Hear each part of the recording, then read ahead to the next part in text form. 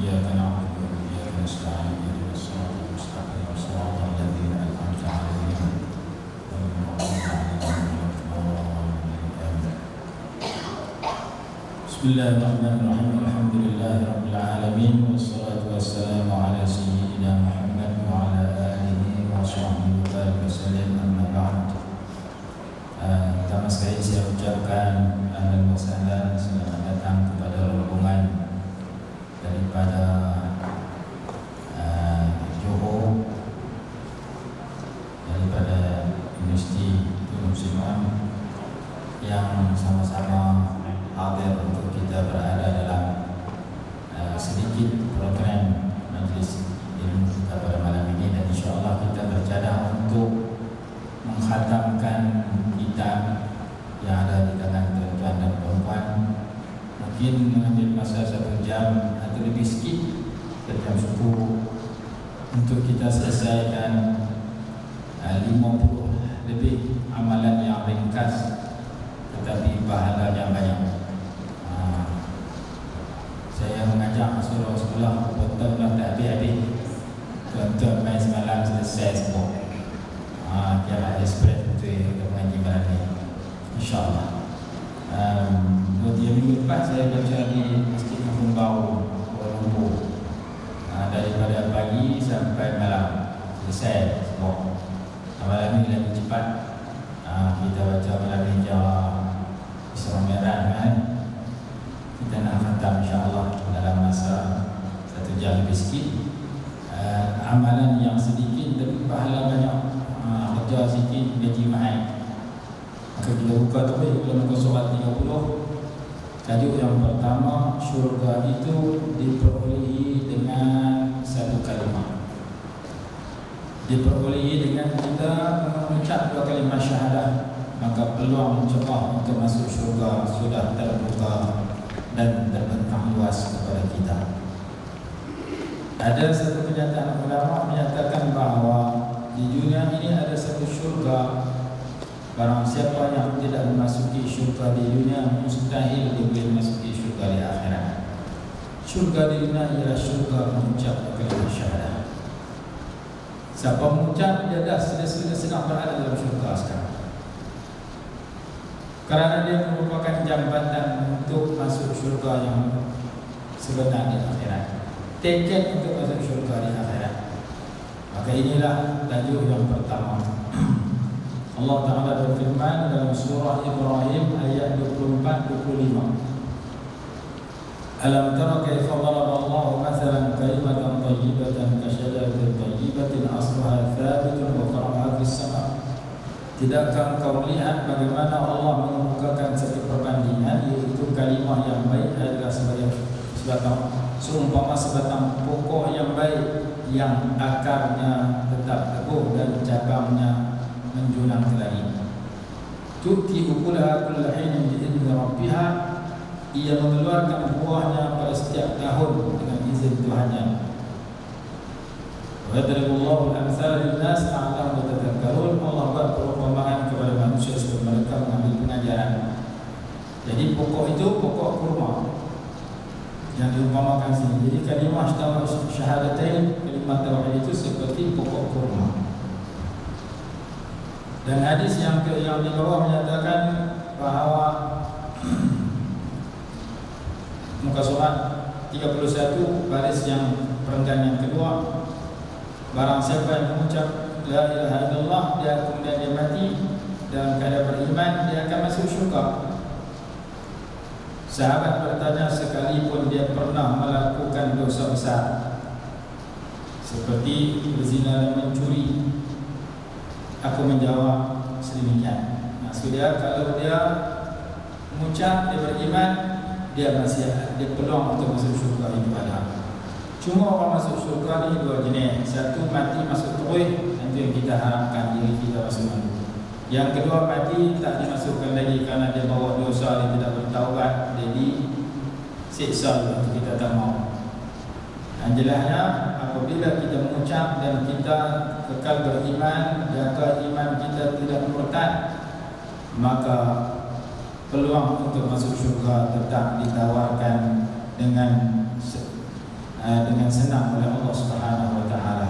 Jadi nak masuk syurga, jagalah batasan-batasan iman, jangan sampai terbadal dengan perkara yang boleh membatalkan iman dan Islam. Itulah tajuk yang pertama. Kita berpindah kepada tajuk yang kedua, muka surat 34. Memberikan sedekah bernilai sebutir kurma sahaja pahalanya lebih besar daripada sebuah gunung. Barang siapa yang bersedekah senilai satu biji buah kurma dari hasil yang baik, hasil yang halal.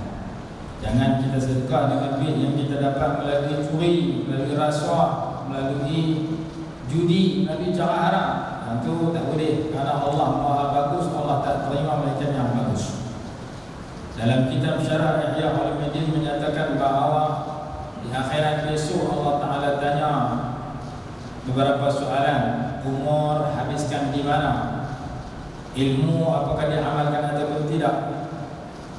Di antara yang ditanya ialah zaman muda dihabiskan di mana? Di antara yang ditanya ialah hartanya di mana dia dapatkan dan di manakah dia belanjakan, dari mana dia perolehi dan di manakah dia belanjakan. Daripada soalan itu terdapat 4 golongan manusia dan yang berjaya hanya 1, 3 lagi gagal. Siapakah 4 golongan manusia yang mencari harta dan membelanjakan harta itu? Yang pertama, cari cara haram, belanja cara haram. Duit dia dapat melalui judi, kemudian dia belanja, dia beli awak, maka dia dapat cara haram, menjudi, belanja pun haram, beli awak. Itu gagal. Yang kedua, dapat cara halal, belanja cara haram. Dia dapat melalui dia bekerja, mungkin dia bekerja cikgu, mungkin dia kerja petani, dapat cara halal.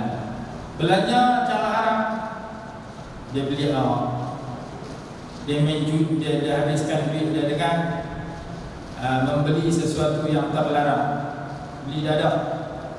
Dapat halal tapi beli benda tak elok. Dia beli pakaian yang mendedahkan aurat dia kalau haram untuk dia pakai, maka dia beli cara halal, belanja cara haram, gagal.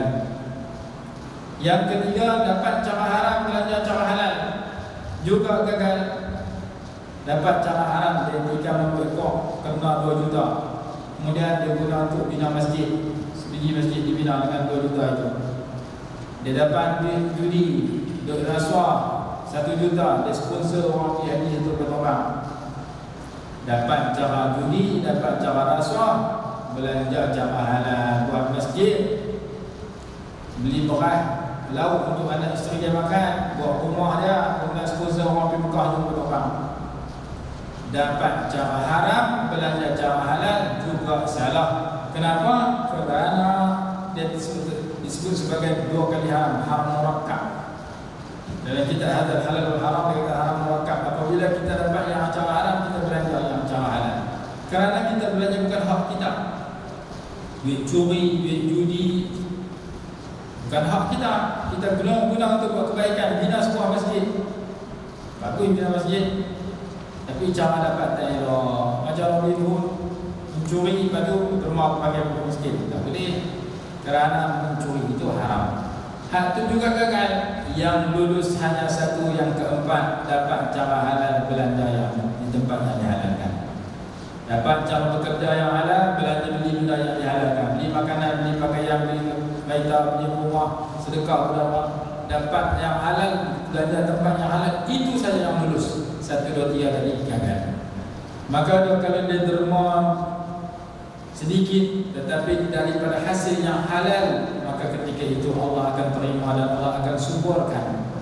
Allah berfirman dalam Al-Quran, yamhaqullahu riba wa yurbis sadaqat. Allah hapuskan riba dan Allah suburkan sedekah. Di segi logik, di segi zahir, riba itulah yang untung, sedekah itulah yang rugi.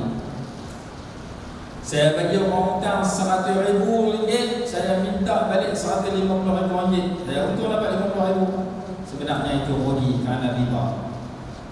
Saya ada RM100, saya derma RM1, saya tinggal RM99, kurang rugi saya pada zahir. Itulah yang untung, kerana itu sedekah. Allah mengajar pada kita sedekah itu untung walaupun zahirnya berkurang, riba itu rugi walaupun zahirnya bertambah. Memerlukan kepada keimanan. Kita tanya budak kecil, ni pakcik ada RM10, pakcik bagi RM1, pakcik tinggal RM9 je pakcik. Pakcik rugi kan? Untung. Budak kita kata rugi macam kurang. Quran kata inilah yang untung. Quran kata wa yurbis sadaqat. Kerana orang yang berharta yang kita derma akan diganti oleh Allah. Kata dalam ayat surah Sabah, wa ma anfaqtum min syai'in fa huwa yukhlifuhu wa huwa khairur raziqin. Apa yang kamu sumbangkan dalam kebaikan, Allah ganti beri. Ganti sama ada ganti duit, atau ganti untuk kesihatan, atau dalam ditebalkan iman, ditambah khusyuk dalam sembahyang, orang suka kepada kita, akhlak kita semakin baik, hidup kita bahagia, anak kita berjaya, keturunan kita saleh, salihah. Allah ganti dalam banyak perkara. Kadang-kadang Allah ganti dalam bentuk lepas kita mati, orang bukan doa kat kita. Matinya seorang yang jaga Quran, yang jaga sembahyang, satu orang bukan doa kan. Sebagaimana kisah Ashabul Ukhdud, matinya seorang pemuda yang dibunuh oleh raja menyebabkan berhimpun rakyat untuk memeluk Islam, mengikut agama budak itu. Baca kisah Ashabul Ukhdud, mati dia menyebabkan orang penonton beriman. Apabila budak tu nak dibunuh, raja nak bunuh, tak boleh. Melainkan budak tu kata, himpun rakyat seramai mungkin untuk melihat kematian saya, ikat saya di tiang, kemudian ambil anak panah. Apabila nak panah, baca kuat-kuat Bismillahirrahmanirrahim, dengan nama Allah, Tuhan kepada budak ini. Ketika itu sahaja tuanku raja boleh bunuh saya. Raja membuat, raja darah-darah, panah kena di tepi mata budak tu mati. Kematian budak itu menyebabkan penonton pada ketika itu beriman kepada Allah. Biar saya mati seorang mati syahid, yang penting penonton yakin dengan Allah dan beriman. Maka raja kata, hampa dah beriman satu stadium, hari ini kena keluar daripada agama Islam kepada agama raja murtad. Raja mengaku Tuhan, kalau kamu tak keluar, kamu akan dibunuh.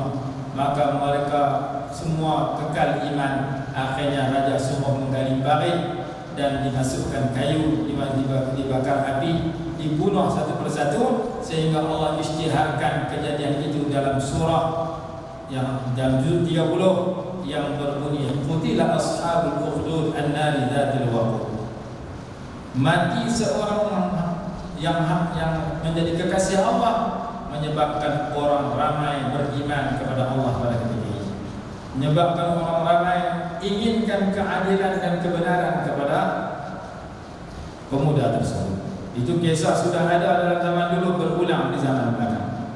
Seterusnya, barang siapa yang bersedekah senilai satu butir kurma dari hasil pekerjaan yang baik, kerana Allah hanya menerima hal-hal yang baik, Allah terima hal yang baik. Ulama kata menuntut ilmu itu baik, lebih baik daripada itu beramal dengan ilmu. Beramal dengan ilmu itu baik, lebih baik daripada itu ikhlas dalam beramal. Ikhlas dalam beramal dengan ilmu yang dituntut itu baik, lebih baik daripada itu apabila Allah menerima amalan yang dilakukan dengan ikhlas itu. Maka yang inilah yang kita perlu harapkan dan fikirkan dan usahakan bersama. Kita mau semua kerja buat kita diterima sebagai amal saleh. Semayang kita, mengaji kita, berkahwin kita, berkawan kita, bekerja kita, bangun tidur sehingga tidur kembali, bersukan kita, berhibur kita hendak Allah terima sebagai amal saleh. Innama yataqabbalu Allahu minal muttaqin. Allah terima daripada orang bertakwa. Kalau kita buat ketaatan dan kebaikan, Allah tak terima, rugi. Imam Ibn Atha'illah As-Sakandari rahimahullah sebelum kita hikam, rubbama futiha laka babut ta'ati wa ma futiha laka babul qabul. Boleh jadi Allah buka pintu ketaatan tapi dia tak terima. Maka kita inginkan Allah terima amal kebaikan kita sebagai amal saleh. memerlukan kepada menjaga daripada terlibat dengan perkara-perkara yang tercela, sifat-sifat yang buruk, yang madmumah. Allah tolong tentera Badar kerana mereka merendah diri, merasa hina di hadapan kebesaran Allah. Walaqad nasarakumullahu bi Badrin wa antum azillah. Allah lambat memberikan pertolongan kepada tentera Hunain walaupun bilangan mereka paling ramai berbanding peperangan sebelum itu, kerana ada sedikit sifat buruk pada ketika itu, nama dia ujub. Dalam surah At-Taubah Allah berfirman, wa yawma Hunainin id a'jabatkum kathratukum falam tughni ankum syai'an. Pada hari peperangan Hunain, ketika kamu ujub dengan bilangan kamu yang ramai, bilangan yang ramai tidak memberi apa-apa manfaat dan arti kepada kamu. Bahawa ada satu sifat buruk namanya ujub, Allah lambat tolong mereka. Apalagi macam kita lagi berlampak sifat buruk yang ada pada kita. Macam mana ada pertolongan Allah, maka setiap hari perlu disucikan, dicuci dosa dan kesalahan kita dengan bertaubat supaya Allah cepat memberikan pertolongan kepada kita dalam semua bidang yang kita ceburi. Baik, disebutkan di sini Allah Maha bagus, Allah tak terima melainkan yang bagus. Kemudian Allah terima dan menyuburkan pemberian yang diberikan, yang sedikit yang diberikan daripada hasil yang halal itu, sehingga ia menjadi seumpama gunung. Seperti mana seseorang itu memelihara anak kuda yang diberikan, sehingga ia bertambah dan dia menjadi sebesar gunung. Dapat seekor anak kambing, lalu dibelah, lalu kambing itu membiak sehingga menjadi satu stadium seperti sebuah gunung. Jadi sedekah yang halal, sedekah daripada hasil yang halal mengundang lipat gandaan balasan daripada Allah SWT di dunia dan di akhirat. Seperti mana seseorang yang membelah seekor binatang yang selepas beberapa tahun, beberapa puluh tahun, seekor binatang itu bertambah menjadi satu stadium binatang, menjadi banyak, bermula daripada yang sedikit. Kita berpindah kepada hadis yang kedua, lebih kurang sama, 36, 37 lebih kurang sama. Kita berpindah kepada tajuk yang ketiga, muka surat 39. 38 saya baca tadi, surah Al-Baqarah. Yamhaqullah, ayat yang terakhir, muka surat 38 bawah sekali. Yamhaqullahu riba wa yurbis sadaqat. Allah memusnahkan riba dan menyuburkan sedekah. Sebab itu orang yang terlibat dengan riba, kumpulan yang terlibat dengan riba, kesatuan yang terlibat dengan riba, tidak ada keberkatan. Tetapi orang yang terlibat dengan sedekah, kumpulan yang terlibat dengan sedekah, bertambah keberkatan mereka.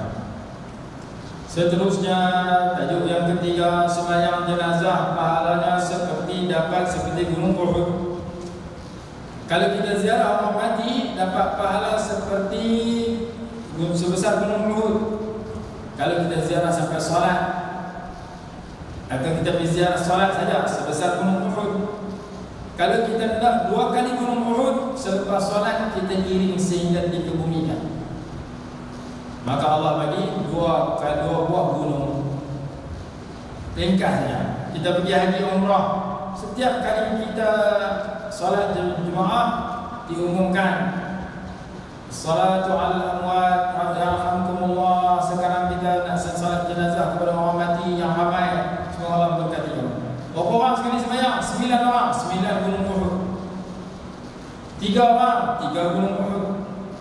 Jadi sekali ziarah orang mati ataupun salat jenazah dapat pahala sebesar gunung Uhud. Gunung Uhud anda tengok gunung Jamal.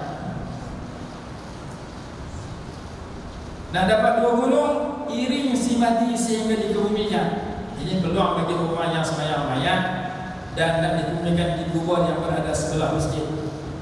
Hanya berjalan beberapa langkah daripada tempat solat sehingga yang kubur dapat 1 gunung lagi. Sehingga sahabat yang meriwayatkan berkata, kita telah rugi banyak gunung kerana ada di kalangan kita hanya sekadar pergi solat jenazah balik. Ini berlaku zaman sekarang. Kita tak akan zikirin si mati pergi ke kubur mereka di pekali kita. Puak kita, puak selama kita iri. Walaupun kubur itu kembang pintu masjid, karena kita tak merasa ziarah ke orang mati itu, iring orang mati ke kubur itu pahala besar. Kalau yang sembahyang jenazah itu 200 orang, 500 orang, yang pergi kubur mungkin 20 orang. Yang pergi kubur itu dapat 2 gunung, satu gunung solat ataupun ziarah, satu gunung lagi iring sampai dibumikan.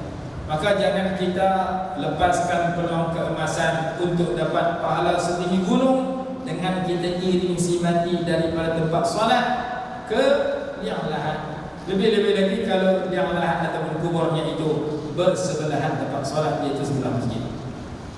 Kita baca hadisnya. Barang siapa, muka surat 39, barang siapa yang mengiringi jenazah seorang muslim dengan penuh keimanan dan keikhlasan, dia sentiasa bersama jenazah itu sampai disolatkan dan selesai dikuburkan, maka ia pulang dengan membawa pahala 2 qiraat. Setiap satu qiraat seperti gunung Uhud.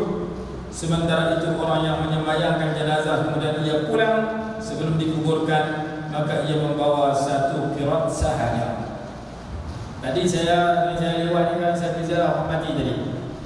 Mati pukul 6 pagi tadi, 6.20 lebih. Solat jenazah pukul 3. Lepas solat jenazah saya tanya kubur ke mana, lepas kena naik kereta pergi dalam 10 minit. Maka saya pergi ke kubur dia. Tujuannya saya nak dapat 2 gunung. Kalau saya balik terus 1 gunung. Pergi ke kubur adalah 20 orang sembahyang di mana tu. Ini di antara amalan yang banyak orang tak tahu ataupun tak membuat. Rasanya gunung itu tak nampak. Maka kita baca hadis ini memberi peluang mana-mana orang mati di qaryah kita, iringlah sehingga dikemumikan untuk mendapat sebuah gunung yang ditambah lagi. Terus seterusnya hadis Imam Bukhari, hadis yang kedua muka surah 40. Barang siapa menyaksikan menziarahi jenazah sehingga disolatkan, maka ia memperoleh 1 qiraat pahala. Barang siapa menyaksikannya sehingga dikemumikan, maka ia memperoleh 2 qiraat. Sahabat bertanya, apa itu 2 qiraat? Baginda menjawab, seperti 2 buah gunung yang besar. Setelah mendengar riwayat itu, Ibnu Umar radhiyallahu anhu berkata, sesungguhnya kita telah rugi bergunung-gunung pahala sebab selepas solat jenazah kita balik ke kubur. Macam selepas sembahyang balik terus. Sembahyang Jumaat balik terus. Istighfar pun tak baca, ayat kursi ni buat, baca doa pun tak baca. Maka rugi. Kita berpindah kepada tajuk yang keempat. Barang siapa masuk ke dalam pasar lalu membaca doa berikut, Allah berikan 1 juta pahala, Allah ampunkan 1 juta dosa, Allah angkat 1 juta darjah, dan Allah membina 1 istana besar untuk dirinya dalam syurga. 4 hadiah istimewa yang Allah bagi kepada orang yang baca doa ini di pasar. Dalam kitab ini, pahala 1 juta, dosa terhapus 1 juta. Jangan kita kata, ya, aku puasa dosa aku tak sampai 1 juta, itu mana hapus 1 juta. Kalau dosa tak sampai 1 juta, tak ada, diangkat darjah, ditambah pahala ni. Diangkat 1 juta darjah. Kerana di pasar tempat orang lalai, maka kita boleh baca zikir kepada Allah, kita dapat pahala banyak. Pasar ini tempat berlakunya transaksi jual beli. Pasar minggu, pasar malam, pasar tani, market ikan, supermarket, hypermarket, mana-mana tempat jual beli yang kita masuk. Mungkin kita tak pergi pasar sayur, tapi kita pergi supermarket, baca dalam supermarket. Allah bagi 3 juta hadiah. Malah ni bagi 50 hadiah. Boleh ingat ni amal ni buat cara hebat. Tak ingat bawa handphone baca dalam pasar. Bukalah handphone. Ada di kalangan perawi hadis pergi ke pasar membaca doa balik. Orang tanya, kenapa kamu tak beli apa-apa? Dia kata tujuan dia dapat 1 juta pahala sudah. Nak beli lagi ni. Kadang dia dapat pahala baca doa ni saja. Kita tengok hadis kan. Barang siapa masuk ke dalam pasar, maka ia membaca la ilaha illallah wahdahu la syarika lah, lahul mulku wa lahul hamdu yuhyi wa yumiit wa huwa hayyun la yamut biyadihil khair wa huwa ala kulli syai'in qadir. Banyak tu saja doa ya. Dan doa tu kita tu baca lepas kita subuh. Cuma kena tambah sikit wa huwa hayyun la yamut. Yang lain semua dah hafal. Barang siapa masuk ke dalam bazar membaca tiada Tuhan melainkan hanya Allah SWT yang Maha Esa, tiada sekutu baginya. Hanya miliknya segala kerajaan dan hanya tentu baginya segala pujian. Dialah yang Maha menghidupkan dan Maha mematikan, dan Dia juga yang Maha hidup dan tidak akan mati. Di bawah kekuasaannya sahaja segala kebaikan, dan Dia Maha berkuasa atas segala sesuatu. Nescaya habis tekan tu. Nescaya Allah, ini jawaban kepada barang siapa tadi. Nescaya Allah menulis untuknya 1.000.000 pahala dan menghapuskan daripadanya 1.000.000 dosa dan mengangkat baginya 1.000.000 darjat. Menurut riwayat Imam Tirmidzi, dan Allah membina baginya sebuah istana di dalam syurga. 4. Hadiah istimewa kepada orang yang boleh membaca doa ini di dalam sebarang tempat jual beli yang ia hadir, di dalam pasar yang ia hadiri. Dalam hadis kata, orang yang berzikir di kalangan orang yang lalai seperti orang yang berperang di kalangan tentera yang cabut lari. Kita pergi 1,000 orang tentera lawan dengan musuh 100,000, musuh seorang pakai lari lagi. Kita habis seorang-seorang 900 jadi lari. Kita dapat mati syahid, pahala besar, kerana di kalangan tentera kita sedang menuju berlawan musuh, kawan-kawan kita cabut lari balik. Az-zakiru bainal ghafilin kal mujahidi bainal fardin. Orang yang berzikir di kalangan manusia yang lalai seperti orang yang berjihad di kalangan manusia yang lari. Maka terpasang di tempat orang lalai, kita seorang-seorang baca doa. Sebab itu Allah bagi pahala banyak, kerana orang lain tak baca. Kita pun tak baca juga, habis semua tak baca, satu pasang tak baca. Kita pergi pegang abu, kita pergi supermarket, kita kira nak beli barang. Kita pergi supermarket pasar, kita kira nak beli barang murah. Akhirnya berlaku tawar-menawar. Orang nak jual mahal, orang nak beli murah. Sekilo RM3, 2 kilo RM5. Kita dekat 2 kilo RM3.5. Akhirnya berlaku niat pembeli hanya nak beli barang elok tapi murah, niat penjual hanya nak jual mahal sebab untung. Akhirnya mereka tidak berzikir. Kita baca zikir di kalangan mereka yang lalai, pahala besar. Dalam masjid orang pakai zikir, dalam pasar dia payah jumpa. Maka itulah sebab dan hikmah kenapa pahalanya begitu besar. Kita berpindah kepada amalan yang kedua. Ibadat satu malam pahalanya lebih baik daripada 30,000 malam. Bila kaya ianya berlaku malam Lailatul Qadar. Kita ibadat pada malam Lailatul Qadar, sama ada kita tahu itu Lailatul Qadar ataupun tidak, pahalanya seperti beribadat 83 tahun 4 bulan. Kalau kita hidup umur 50 tahun, kita hidup umur 60 tahun, 10 tahun yang pertama budak-budak air, tak duduk main ni. 50 tahun tu kita dah cerdik dah.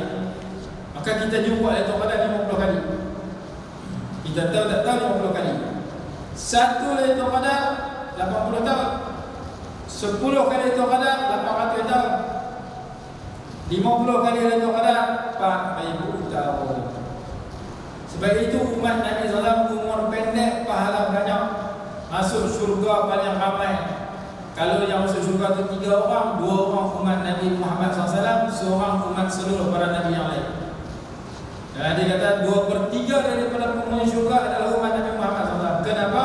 Sedangkan umur mereka pendek 60-70 tahun, kerana ada hadiah seperti Lailatul Qadar. Amal sikit, pahala banyak. Amal satu malam, pahala 83 tahun, 4 bulan. Lailatul Qadar khairu min alfi syahr. Satu malam ibadah lebih baik daripada 1000 bulan. Maka kita doa supaya dapat Lailatul Qadar. Siapa yang mengambil berat pada malam-malam yang dia jumpa, seolah-olahnya dia dapat Lailatul Qadar tiap-tiap malam. Surah 46, qila li hakimin, dengan yang kedua, ditanya kepada seorang ahli yang bijak, apakah tanda Lailatul Qadar? Lalu dia jawab, idza kana fi qalbika lailatun wa ahmiyatuha fa kullu lailatin hiya lailatul qadar. Apabila kamu merasa malam yang kamu dapat setiap malam amat penting, lalu kamu isi malam itu dengan kebaikan, kamu seolah-olahnya mendapat Lailatul Qadar setiap malam. Kita azan dulu.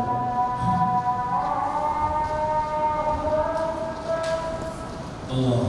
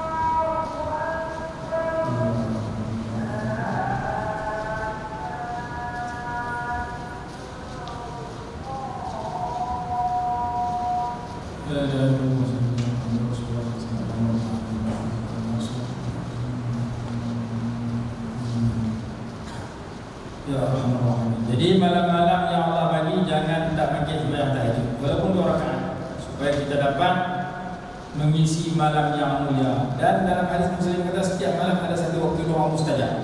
Siapa berdoa dan bertemu dengan waktu itu pasti doanya mustajab. Tawaran itu berlaku pada setiap malam. Siang hari waktu doa mustajab hanya pada hari Jumaat. Seminggu sekali doa mustajab di siang hari Jumaat.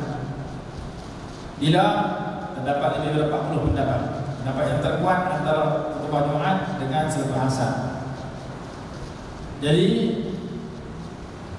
siang hari waktu doa mustajab seminggu sekali. Malam hari waktu doa mustajab setiap malam. Jadi kuncilah jam bangkit sebelum subuh untuk kita berdoa sebarang doa walaupun seminit walaupun sepatah, supaya kita bertemu dengan waktu doa mustajab. Kalau seminit tak sempat nak baca doa panjang-panjang, baca alhamdulillah, salawat, kemudian Allah maghfir lana, ya Allah ampun dosa saya, dosa mak ayah saya, guru-guru saya, ahli keluarga saya, seluruh muslim mukminin mukminat yang masih hidup dan yang telah mati. Kemudian Rabbana atina fid dunya hasanatan wa fil akhirati hasanatan wa qina adzabannar. Sallallahu alaihi wasallam Muhammad wa ala alihi wasallam Muhammad. Azan subuh kita dah mengisi 1 minit sebelum subuh dengan 5 amalan yang mulia. Alhamdulillah 1, salawat 2, minta ampun 3, Rabbana minta kebaikan dunia akhirat 4, dan salawat dan alhamdulillah 6 amalan mulia dalam masa tak sampai 30 saat. Kita sudah mendapat tawaran mengisi malam dengan ibadah yang terbaik. Kalau kita boleh sembahyang 2 rakaat, itu lebih baik. Lebih dari 2 rakaat lagi baik. Amalan yang ke-6, syurga untuk orang yang takut kepada Allah Subhanahu wa taala. Waliman khafa maqama rabbi jannatan. Orang yang takut kepada Allah diberikan 2 syurga. Sebagian ulama kata 2 syurga itu adalah syurga dunia, syurga akhirat, sebagaimana tafsir Imam Ibn Ajibah yang bernama Al-Bahrul Madid. Seterusnya muka surat 49. Menghidupkan satu nyawa umpama menghidupkan seluruh manusia. Membunuh seorang macam membunuh seluruh manusia. Man ahyaha faka'annama ahyan nasa jami'a. Man qatala nafsan bighairi nafsin aw fasadin fil ardi faka'annama qatala nasa jami'a. Siapa bunuh seorang tanpa tuntutan untuk dibunuh, tanpa kebenaran untuk dibunuh, tanpa melakukan kerosakan, seolah-olahnya dia membunuh seluruh manusia. Barang siapa yang menghidupkan seseorang, seolahnya dia menghidupkan seluruh manusia. Ada cerita seorang penjual kapas. Penjual kapas. Kapas ini diguna untuk buat bantal. Hari-hari dia ambil. Dia ni susah. Suami isteri ni orang susah. Lalu dia terpaksa ambil kapas, pergi jual di pasar. Dapat duit, beli makanan, beli roti, beli lauk, beli untuk dia makan. Cari jual, balik makan, habis. Esok kena cari pula, impun pula, pergi pula jual. Dapat itu, balik beli makan, habis. Kais pagi makan pagi, kais petang makan petang. Susah. Satu masa dia pun siapkan bandal kapas kabu untuk dijual itu, pergi ke pasar. Dia juga dapat untuk nak beli makanan untuk isteri dia di rumah dengan anaknya. Balik sampai satu kedai di tengah pasar, penjual nak bunuh pembeli, nak tikam pembeli. Kenapa? Kerana pembeli itu terlalu susah. Lalu dia datang jumpa penjual, boleh tak saya nak ambil beras lagi tempat kita ni, nak ambil beras, nak ambil lauk sikit, ambil saji ke apa. Kerana di rumah saya tak ada makanan dan minuman, tak ada makanan, kami terlalu susah, nak bayar tak ada duit, kami nak hutang dulu. Kami dah nak mati ni, tak ada makan, berapa hari dah tak makan, boleh tak nak hutang? Okey, kedai kata tak boleh, mesti bayar, tak bayar, tak boleh ambil barang. Saya terpaksa ambil kerana saya, anak isteri saya dah banyak hari tak makan. Saya tak bagi kerana tak bayar. Akhirnya bertengkar dia nak ambil juga kerana dia sudah terpaksa kena ambil. Akhirnya tu dia kata, kalau kamu ambil saya bunuh kamu. Maka orang tadi dah dapat duit untuk berbalik, pergi beli lauk dengan roti atau makanan beras untuk isteri dia. Tengok nak berlaku pembunuhan, menumpahkan darah. Dia tanya, sebab apa kamu boleh? Maka ceritalah. Oleh tu di kedai, dia ni nak beli barang, saya tak bayar. Kawan yang beli kata, bukan saya tak bayar, saya nak hutang, saya nak bayar apa ni. Tapi dia tak pergi hutang, saya terpaksa ambil sebab kami dah nak mati. Dua-dua tu pertahankan sikat-sikat. Lalu kata oleh kawan tadi, dia kata, kalau betul tak apalah, saya tolong kamu. Maka yang kamu ambil, lalu kamu ambil, tak bayar-bayar, aku bayar dengan duit aku. Kata oleh kawan yang ambil kapal tadi. Maka dia balik. Dia pun bayar. Padahal dia tak ada duit, dia punya tuan. Dalam masa dia balik berjalan, dia susah hati. Saya nak cerita apa kat bini dia, hari ni tak boleh beli apa. Pasal semua bagi ke orang, dia pun tak ada, pun bagi ke orang lah. Lalu isteri dia tanya, mana dia makanan kita hari ni? Tak ada. Barang tak laku kan? Laku habis. Pergi mana? Dia pun cakap habis, saya terpaksa menyelamatkan nyawa daripada tumpah darah, saya terpaksa sedekah untuk menyelamatkan nyawa seorang hamba Allah yang nak dibunuh oleh tukang kedai disebabkan dia nak berhutang, tak boleh, akhirnya berkeli. Maka kata oleh isteri dia, kita menyelamatkan satu nyawa hamba Allah daripada ditumpahkan atau dilupakan. Mudah-mudahan Allah dia bagikan kepada saya untuk kita. Akhirnya dia cari kapas yang lebih bagi-bagi lagi untuk dia beda nak beli makanan untuk dia dengan isteri dia hari itu.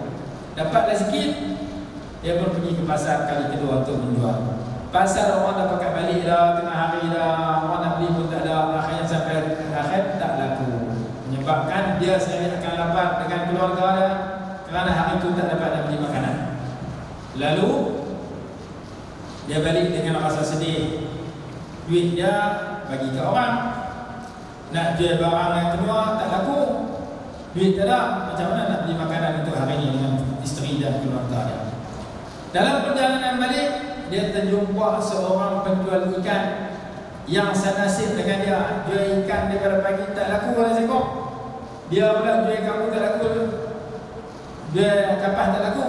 Akhirnya penjual ikan tu kata, saya perlu habiskan ikan saya, tapi tak ada orang beli. Kamu, saya perlu habiskan kapas saya, kamu saya untuk saya dapatkan makanan, tapi tak ada. Maka penjual ikan kata, boleh tak kita sama-sama tak laku, kita tukar. Kamu bagi saya dapat kapas kamu, saya bagi ikan saya kat kamu, kerana kamu perlu makanan. Tak perlu belilah, boleh makan ikan ni. maka setuju. Bila setuju, dia pun balik dengan gembira. Duit ada, tapi makanan yang dia dapat ada. Karena dia terpaksa beli makanan dengan duit yang dia akan dapat. Balik bagi isteri dia cerita, duit tak dapat, yang dapat hanya ikan. Isteri dia pun bersiap ikan untuk dimasak dan dibakar dan dimakan sebagai hasil untuk hari itu. Maka ketika dia membelah perut ikan itu, terdapat di dalamnya sebuah mutiara yang mahal. Pergi tanya kedai kata mutiara ni harga dia 100,000, saya tak mampu beli. Pergi tanya kedai sebelah, pokok dia boleh beli. Kedai sebelah kata lagi mahal daripada kedai pertama. Kalau kamu nak jual, pergi kedai yang paling besar sana, pokok boleh beli. Akhirnya mutiara itu kalau duit sekarang ni boleh dikatakan jutaan ringgit. Di Thailand ada sekali orang tak dapat mutiara 1 juta lebih.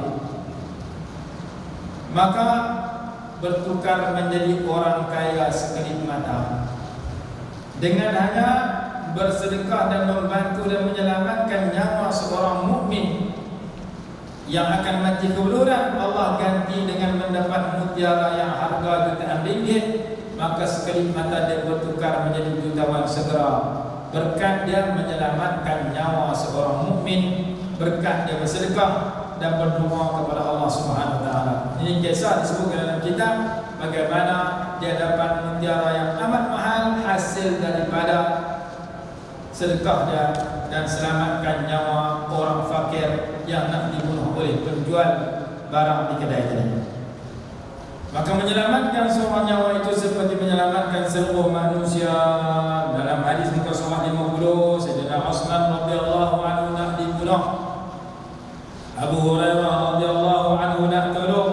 Sayyidina Utsman kata, kamu tahu tak, membunuh seseorang itu seperti membunuh seluruh manusia. Pergilah balik, asal terselamatkan aku. Asal bunuh orang. Kalau kamu selamat kamu kena bunuh orang, nak bunuh aku. Pergilah. Maka Sayyidina Utsman ketika itu berpuasa, bermimpi berjumpa Nabi SAW. Rasulullah tanya, kamu mau kami datangkan pertolongan kepada kamu, atau kamu nak berbuka puasa dengan daku dalam syurga? Maka Sayyidina Utsman kata, saya nak buka puasa dengan engkau wahai Rasulullah dalam syurga. Memilih pilihan yang kedua. Maka ketika dia bangun tidur, dia baca Quran. Ketika dia sedang baca Quran, musuh masuk daripada bumbung rumah, terjun dan membunuhnya. Dia sedang membaca Quran dan sedang berpuasa, darahnya tumpah di atas Al-Quran. Itu kisah kematian Sayyidina Utsman radhiyallahu ta'ala. Seterusnya yang ke-8, muka surat 51. Dosa yang begitu banyak ditukar kepada pahala yang begitu banyak dengan syarat kita mengisi baki hidup kita dengan 3 perkara. Yang pertama, iman. Sejak kita berusaha menambah dan meningkatkan iman dengan menuntut ilmu dan beramal soleh. Yang kedua, bertaubat. Yang ketiga, beramal soleh. Siapa yang mengisi hidupnya dengan 3 perkara ini, Allah tukarkan dosa yang lalu sebanyak manapun kepada pahala yang banyak. Kalau dosanya setinggi gunung, ditukar jadi pahala setinggi gunung. Kalau dosanya 10 buah gunung, ditukar kepada 10 buah gunung pahala.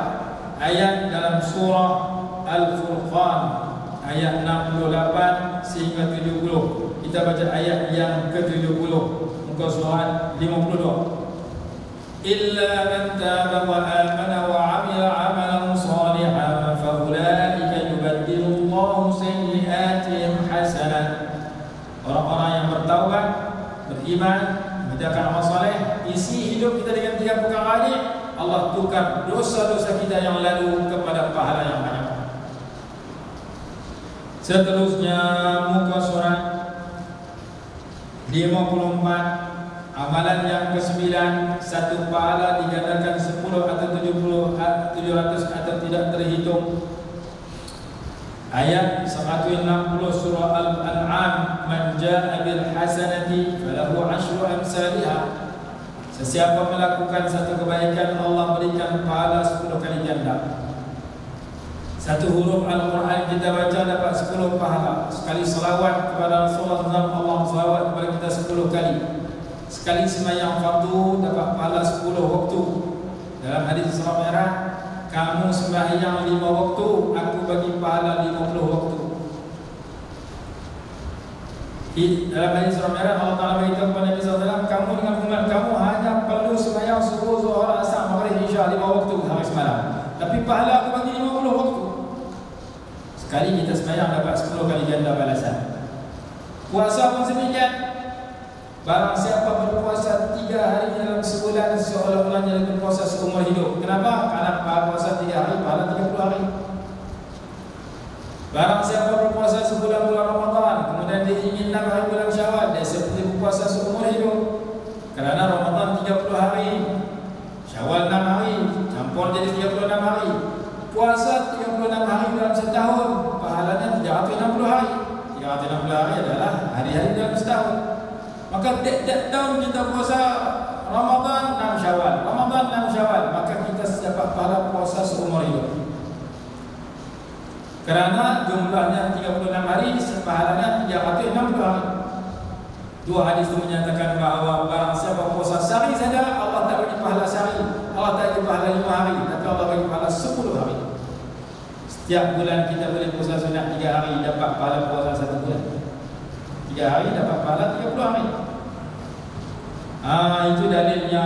Bila kita dah dapat yang 10 hari, 10 kali ganda, Nabi SAW kata, ya Allah tambah kepada umat aku lebih daripada itu.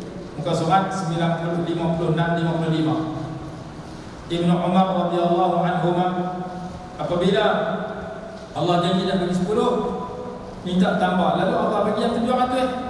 Ayat 261 surah Al-Baqarah, barang siapa yang perumpamaan orang yang menginfakkan hartanya pada jalan Allah seperti satu biji benih yang menumbuhkan satu pokok yang ada 7 ranting, pada setiap satu ranting ada 100 bijian.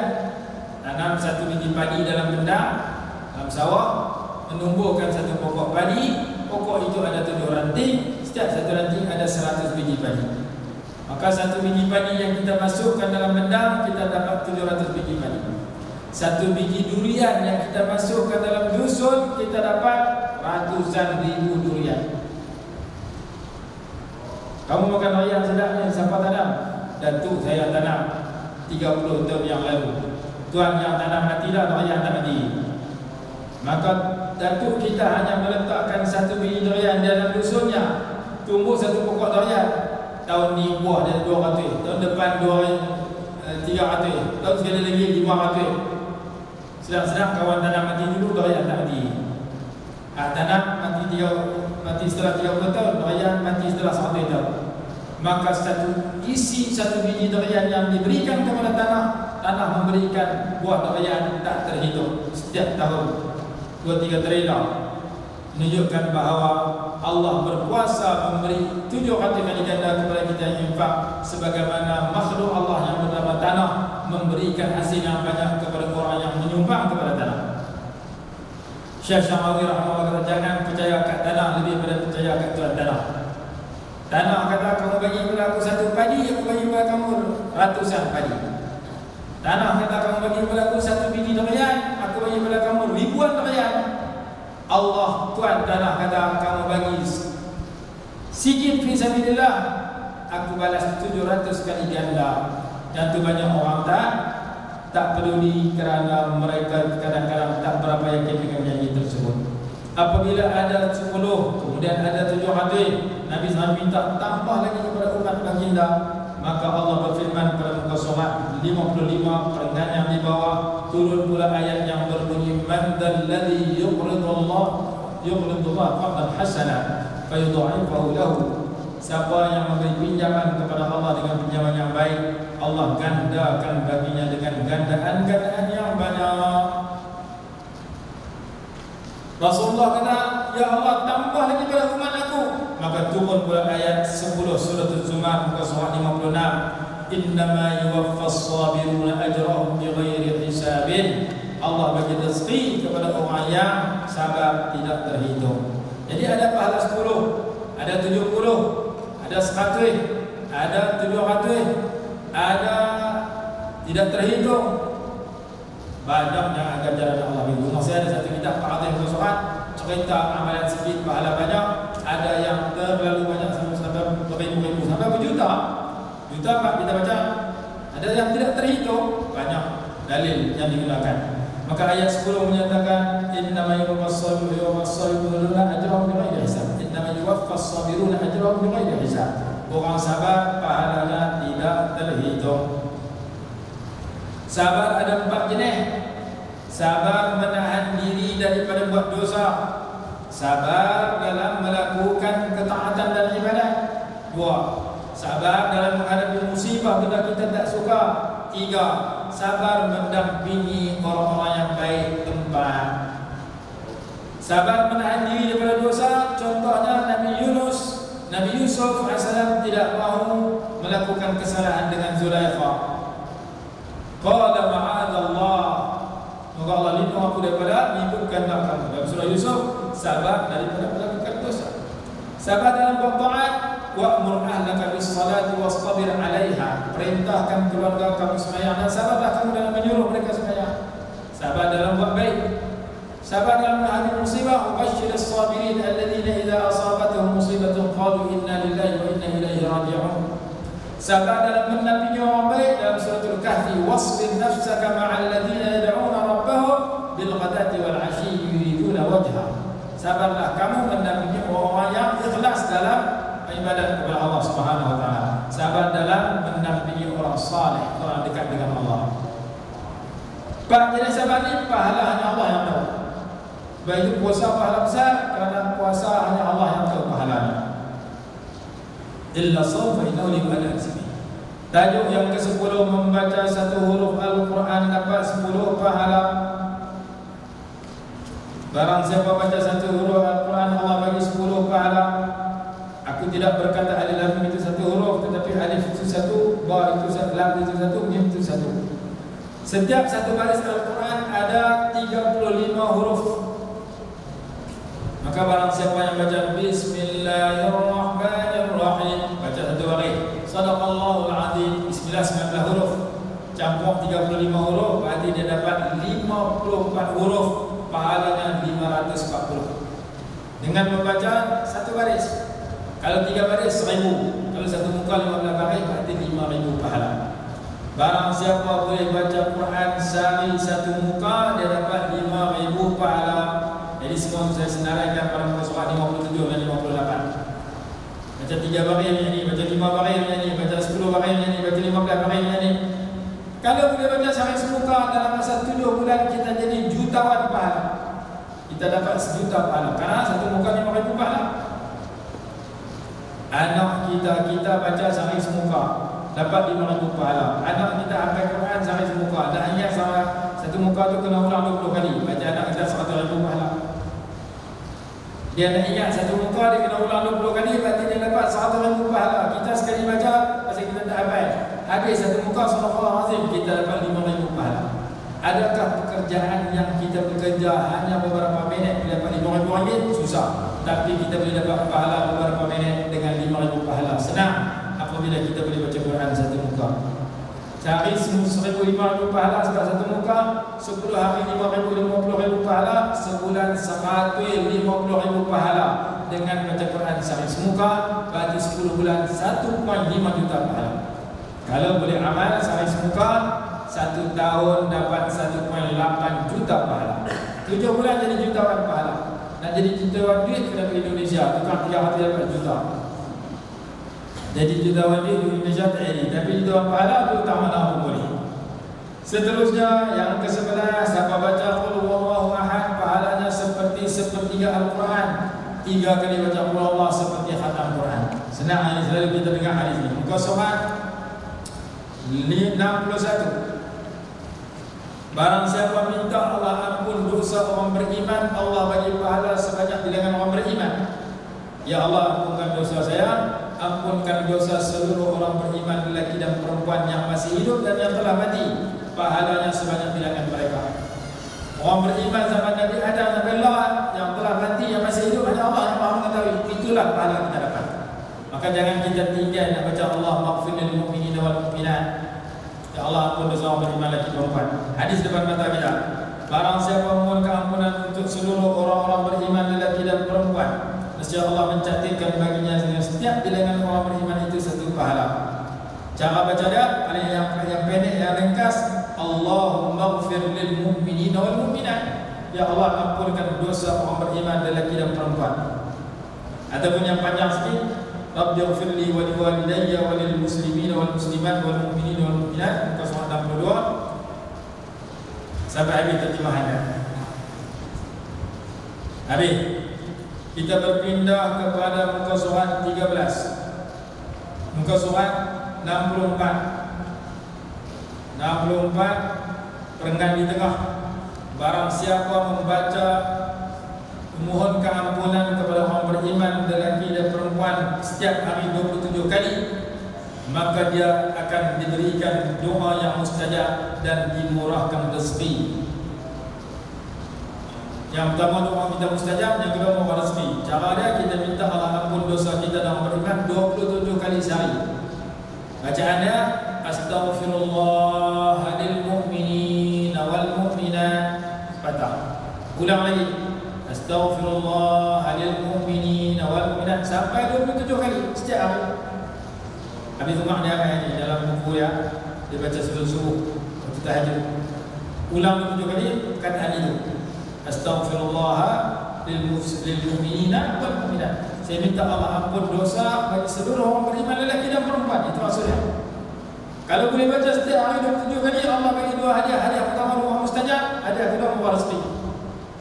Mudah-mudahan kita boleh amalkan bila kita ingat. Bacaannya bawah sekali muka surat 64. Astaghfirullah lil mu'minina wal mu'minat sehari 27 kali. Tak kira nak baca pagi ke petang ke tengah malam, itu suka kita. Yang penting setiap hari 27 kali. Kelebihannya doa kita mudah mustajab, rezeki kita murah mudah-mudahan. Yang ke-13 bacaan selepas solat di subuh digunyakan 40,000 pahala. Barang siapa lepas sembahyang subuh dia membaca asyhadu an la ilaha illallah wahdahu la syarika lah ilahan wahidan samadan lam yattakhiz sahibatan wala walada wa lam yakul lahu kufuwan ahad. Nasihat Allah tuliskan baginya 40,000 pahala. Boleh baca terjemahan dia sendiri. Muka surat 66 membaca la ilaha illallah wahdahu la syarikalah lahul mulku wa lahul hamdu yuhyi wa yumiitu wa lahul mulku wa lahul hamdu wa huwa ala kulli syai'in qadir 100 kali setiap hari diberikan pahala seperti memerdekakan 10 orang hamba dan dituliskan baginya 100 pahala. Diberikan pahala seperti memerdekakan 10 orang hamba, dituliskan baginya 1.100 pahala dan dihapuskan darinya 100 dosa dan dipelihara daripada syaitan sepanjang hari tersebut sehingga petang. Tidak ada seseorang yang datang membawa pahala yang lebih banyak daripada apa yang dilakukan, melainkan seseorang yang beramal lebih banyak daripada apa yang dia baca. Hadis Bukhari Muslim. Amalan yang ke-15, barang siapa membaca di pagi hari raditu billahi rabba wa bil islam dina wa bi Muhammadin sallallahu alaihi wasallam nabiyyan wa rasulah. Siapa baca 3 kali pagi 3 kali petang, maka Nabi SAW akan memegang dan membimbing tangannya membawa ia masuk ke dalam syurga. Saya redha Allah sebagai Tuhanku atau radina billahi rabba bil islam dina Muhammadin sallallahu alaihi wasallam. Cara bacaannya lebih kurang sama. Baca pagi dan petang, nanti besok masuk syurga dengan Nabi SAW. Kalau nak baca cara lengkap, muka surat 69 bawah sekali. Raditu billahi rabba, aku redha Allah sebagai Tuhanku, wabil islam dina, Islam sebagai agamaku, wa bi sayyidina Muhammadin sallallahu alaihi wasallam nabiyyan wa rasulah, dan dengan pemuda kami Nabi Muhammad SAW sebagai nabi dan rasul. 3 kali pagi 3 kali petang. Amalan yang ke-16, barang siapa yang berzikir 100 kali pahalanya seumpama melakukan 100 kali haji. Barang siapa membaca subhanallah 100 kali di pagi hari dan 100 kali di petang hari, nasihat pahalanya seperti orang buat haji 100 kali. Siapa baca alhamdulillah 100 kali pagi 100 kali petang, pahala seperti menyumbangkan 100 ekor kuda untuk berjihad fi sabilillah, atau seperti orang berperang 100 kali perang. Barang siapa baca la ilaha illallah 100 kali pagi 100 kali petang, pahalanya seperti memerdekakan 100 orang hamba dari anak cucu Nabi Ismail alaihi salatu wassalam. Siapa baca Allahu Akbar 100 kali pagi dan 100 pedang lesen tidak datang pada hari kiamat, pada hari tersebut, melainkan seseorang yang lebih banyak pahala daripadanya. Tidak ada seorang yang lebih banyak pahala daripadanya, melainkan orang yang berkata membaca seperti yang dia baca. Hadis Imam Tirmizi. Jadi 3 ratib, 4 ratib pagi, 4 ratib petang. Subhanallah, alhamdulillah, la ilaha illallah, Allahu akbar. 1 pagi, 1 petang, dapat anugerah yang istimewa yang kita bacakan bersama pada hadis yang ke-16, tajuk yang ke-16. Kita berpindah tajuk yang ke-17, muka surat 73.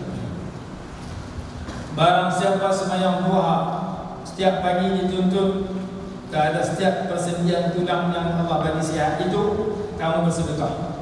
Setiap kali baca subhanallah, pahala seperti sedekah. Alhamdulillah, pahala seperti sedekah. La ilaha illallah, pahala seperti sedekah. Allahu akbar, pahala seperti sedekah. Menyuruh yang baik adalah sedekah. Muka surat 74, melarang daripada mungkar adalah sedekah. Bagi mendonasi semua itu, bagi menyamahi semua itu, hanya memandang kamu sembahyang sunat duha 2 rakaat seperti kamu buat semua yang tadi, maka kamu telah bersedekah dengan sedekah yang banyak. Allah bagi kepada kamu sendi sebanyak 360 sendi.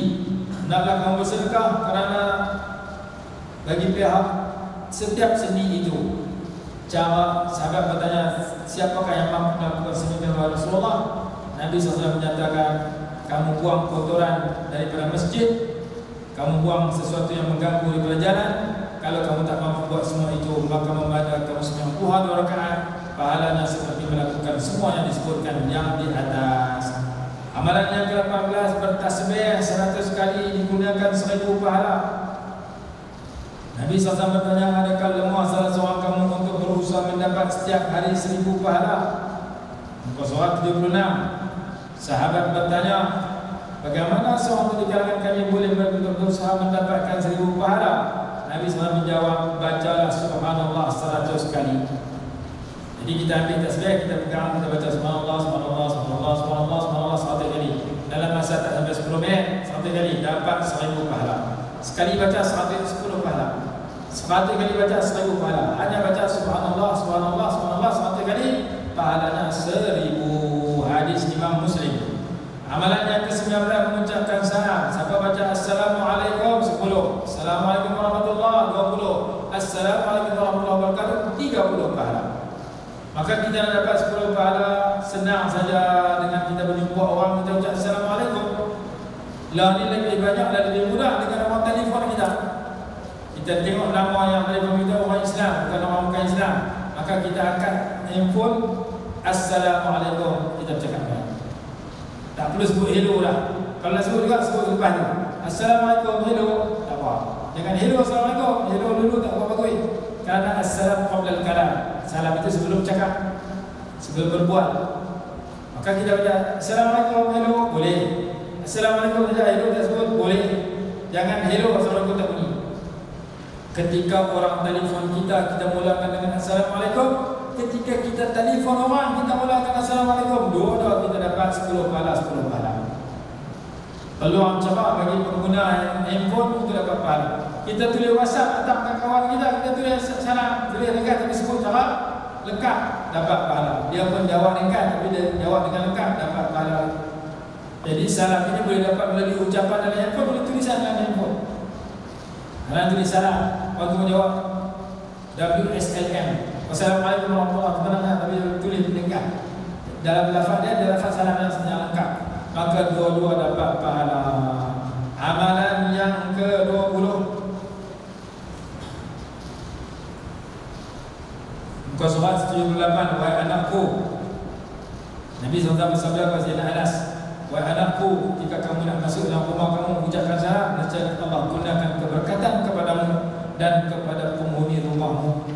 Kita beri rumah kita, kita bagi salam. Kita beri asrama kita, kita bagi salam. Maka Allah beri berkat kepada kita dan kepada penghuni asrama, penghuni rumah tempat yang kita bagi salam itu.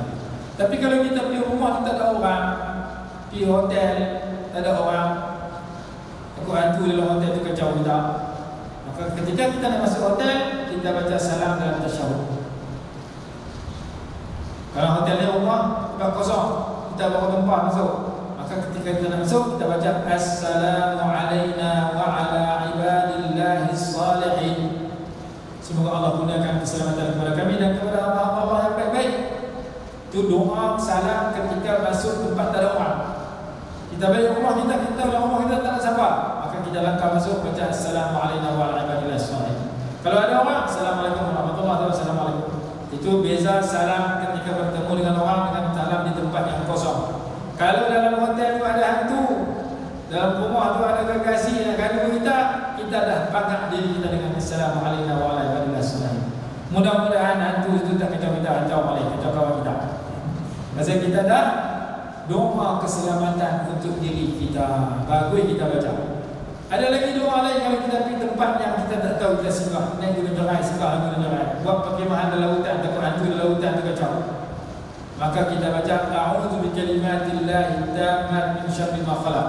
Siapa baca doa ini di tempat yang dia singgah, makhluk tempat itu tidak akan memudaratkan dirinya. Dengan sebab Allah pelihara.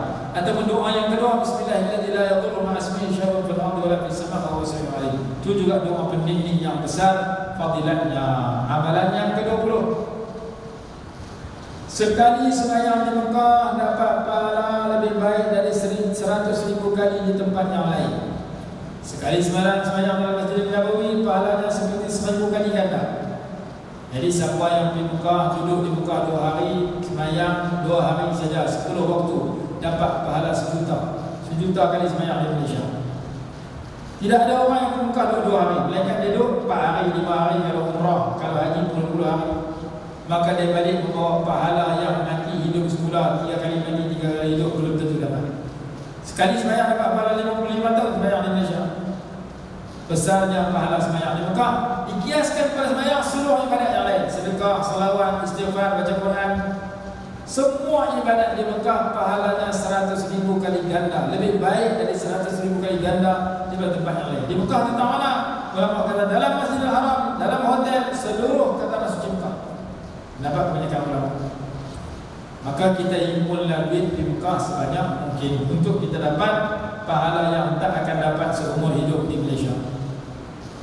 Hadis depan mata kita berpindah kepada muka surat 83. Solat dengan bersugi mendapat 70 kali ganda. Kelebihan solat dengan bersugi kata solat tanpa bersugi 70 kali ganda. 2 rakaat dengan bersugi lebih afdal daripada 7 rakaat tanpa bersugi. Muka surat 84. Sugi itu menyucikan mulut dan mengundang keredaan Allah Subhanahu wa taala. Allah suka redha kepada orang bersugi. Ada satu kitab 7 hati muka surat, tajuk dia sifat-sifat yang Allah cinta dan redha. Dua juzuk 7 hati muka. Salah satunya bersugi. Allah redha kepada orang yang setiap kali makan dan minum mengucapkan alhamdulillah. Innallaha la yarda 'anil aklati fa yahmaduhu 'alaiha ila akhir hadis. Muka surat 85 menjawab azan menuju syurga dan doa mustajab. Muka surat 86.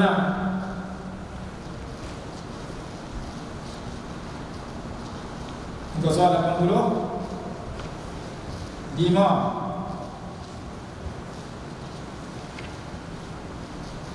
Apabila tukang azan mengucapkan Allahu Akbar, kita jawab yang sama. Asyhadu an la ilaha illallah, kita jawab yang sama. Asyhadu anna Muhammadan rasulullah, kita jawab yang sama. Hayya 'alas shalah, kita jawab la haula wala quwwata illa billah al-'aliyyil 'azim. Hayya 'alal falah, sama. Allahu Akbar, Allahu Akbar. Lalu siapa baca semua macam tukang azan, dia akan masuk syurga.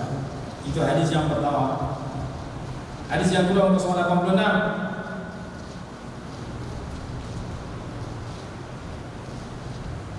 Hadis yang kedua riwayat Imam Abu Daud, seorang lelaki berkata, wahai Rasulullah, sesungguhnya golongan muazzin, tukang azan, mendapat banyak kelebihan pahala daripada kami. Kami tak azan, kami tak arti azan, kami tak melakukan azan, jadi pahala kami sikit.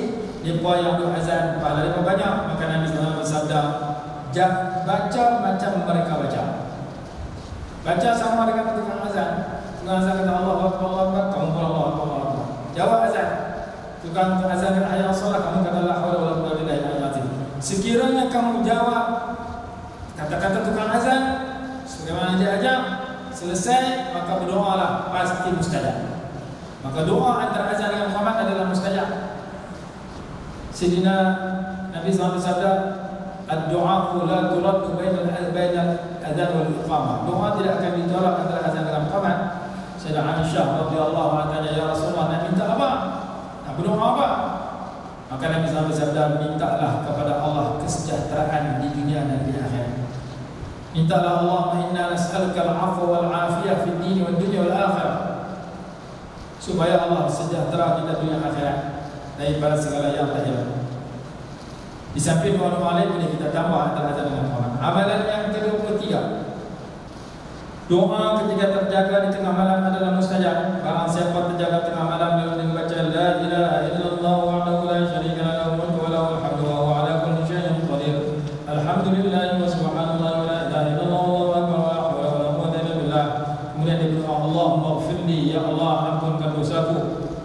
Atau dia doa dengan sebarang doa yang lain, pasti mustajab. Jadi lepas baca zikir, baca doa apapun Allah mustajabkan.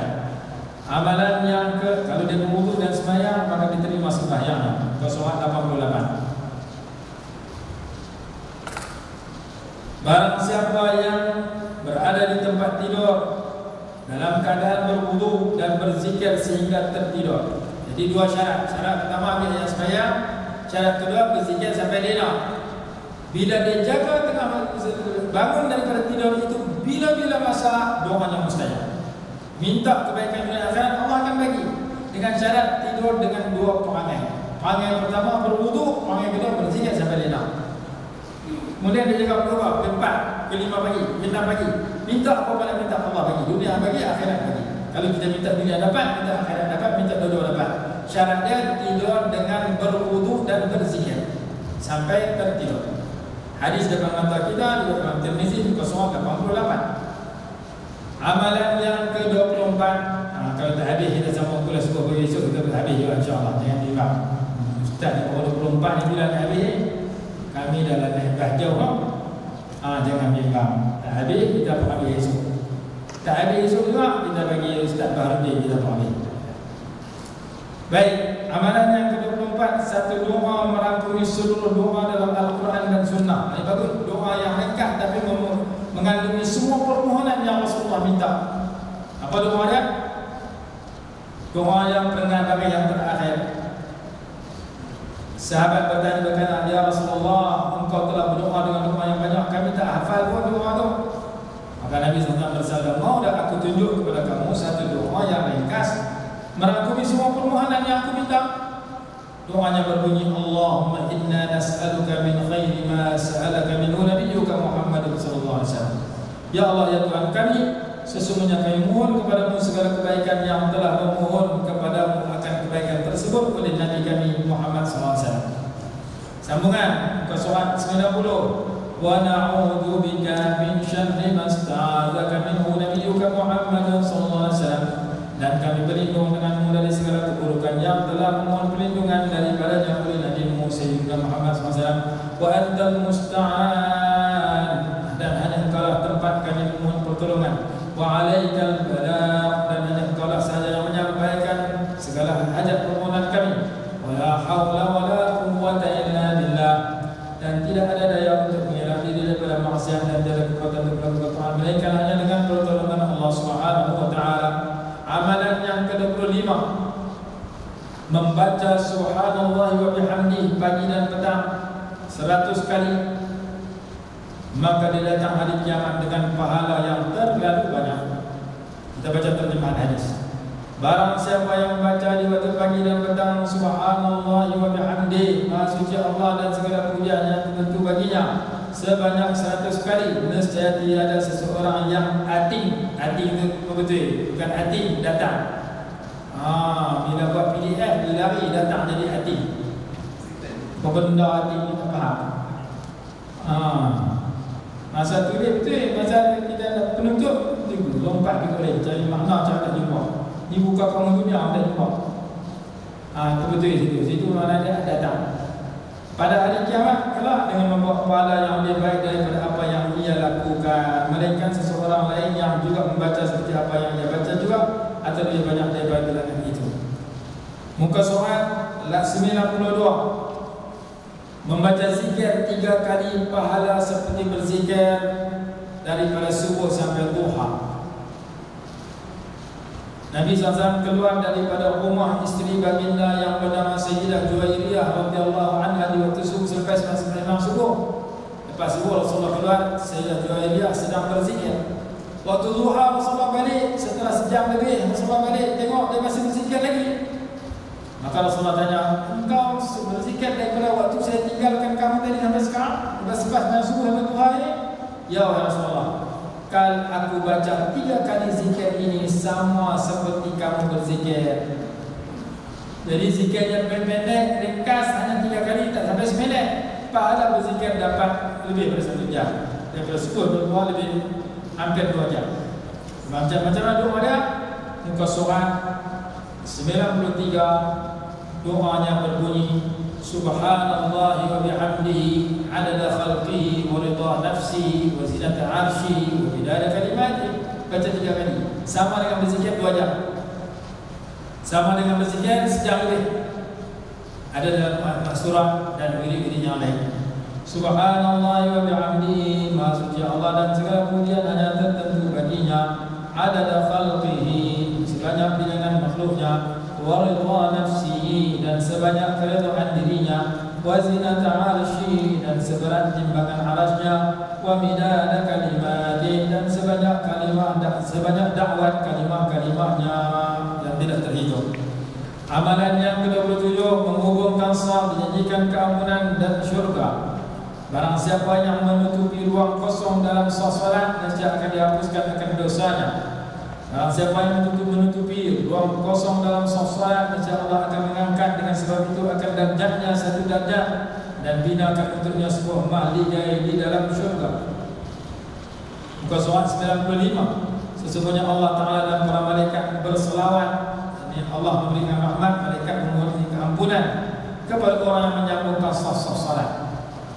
Dapat selawat daripada Allah, malah saya memberikan keampunan. Selawat daripada malaikat maksudnya memohon keampunan. Selawat daripada Allah maksudnya memberi rahmat.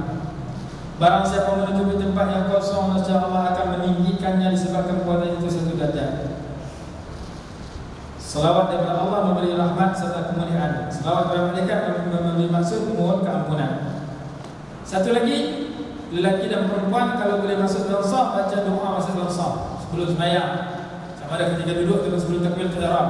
Doanya berbunyi Allahumma atini afdala ma tu'ti ibadakas salihin. Ya Allah, berikan kepadaku pemberian terbaik yang kau berikan kepada hamba-hamba-Mu yang baik-baik.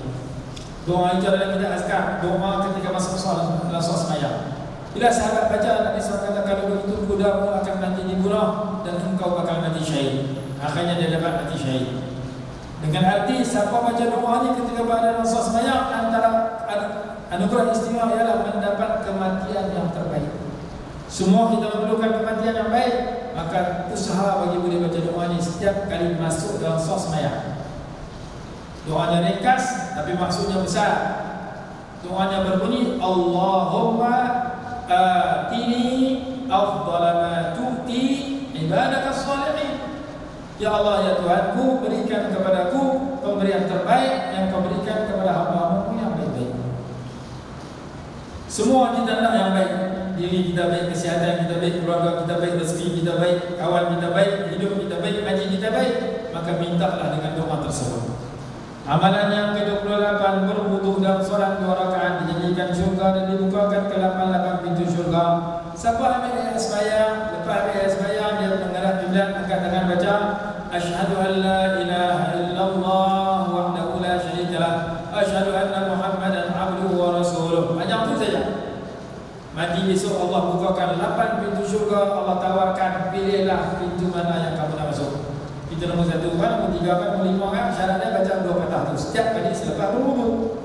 Kalau kita rajin, kita tambah lagi Allahumma ja'alni minat tawwabin, ja'alni minat mutatahhirin, ja'alni minat ibadakas salihin. Subhanakallah wa bihamdik, asyhadu an la ilaha illa anta, astaghfiruka wa atubu ilaik. Itu terbaik dan lengkap. Maka semua doa itu saya sebut pada muka surat 96, 97 dan 98 dan 99. Amalan yang ke-29, 10 minit kita mati insyaAllah. Jadi kita sambung yang berbagi pagi besok. Amalan yang ke-29 membaca subhanallah, alhamdulillah dan Allahu Akbar 33 kali setiap kali selepas sembahyang fardu.